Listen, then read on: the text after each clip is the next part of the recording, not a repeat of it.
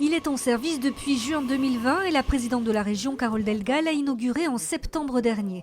Il s'agit du pôle d'échange multimodal du bassin de Lunel, un carrefour qui connecte chaque jour 77 trains avec 132 dessertes de bus, des aires de covoiturage, de vélos et 500 places de parking.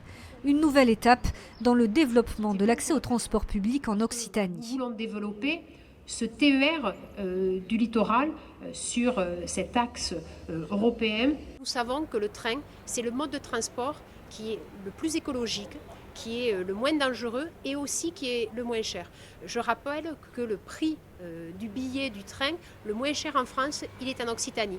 C'est parce que la région fait des efforts conséquents auprès de la SNCF pour que cela coûte le moins cher possible aux habitants de l'Occitanie. Ce dispositif ici qui est à Lunel, qui existe aussi à Baillargues, eh bien, nous voulons le développer sur toute l'Occitanie. Mais si le pôle d'échange est un point fort au niveau régional, il donne un coup d'accélérateur au développement urbain de la ville de Lunel, un des chevals de bataille du nouveau maire Pierre Soujol. Nous avons dans le projet urbain la construction de 30% de logements étudiants, juste derrière le parking que vous avez là.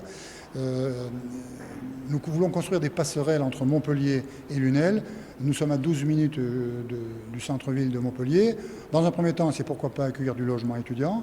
Et dans un deuxième temps, pourquoi pas compléter le dispositif avec une antenne universitaire ou une école, peu importe, parce que le but c'est amener la matière grise et la conserver sur site. Mais c'est un des éléments du PEM, c'est un des éléments d'une stratégie politique.